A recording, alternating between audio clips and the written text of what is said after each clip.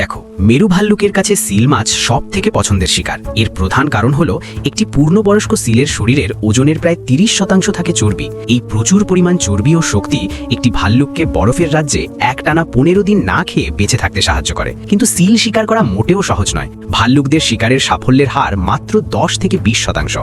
একটি ভাল্লুককে বছরে অন্তত 40টিরও বেশি সিল শিকার করতে হয়, অর্থাৎ প্রতি 10 দিনে একটি সফল শিকার তার অস্তিত্বের জন্য জরুরি। বর্তমানে সমুদ্রের বরফ দ্রুত গলে যাওয়া ফলে সিলদের বিশ্রাম নেওয়ার জায়গা কমে যাচ্ছে, যা ভাল্লুকদের জন্য তাদের খুঁজে পাওয়া আরও কঠিন করে তুলেছে। সিল একবার জলে ঝাঁপ দিলে তাকে ধরা প্রায় অসম্ভব, কারণ তাদের দেখার ও শোনার শক্তি অত্যন্ত তীব্র। ভাল্লুকটি জলের নিচ দিয়ে নিঃশব্দে সিলের পেছন দিকে যাওয়ার চেষ্টা করে এবং বারবার দূরত্ব মেপে নেয়, কিন্তু জলের গোলকধাঁধায় প্রায়ই সে দিক হারিয়ে ফেলে আর সিলটি নাগালের বাইরে চলে যায়। বারবার ব্যর্থ হয়ে ভাল্লুকটি হতাশ হয়ে পড়ে। বিশেষ করে গরমকালে বরফ ভেঙে যাওয়ায় তার বিপদ আরও বাড়ে। তবুও ক্ষুধার্ত ভাল্লুক হার মানে না।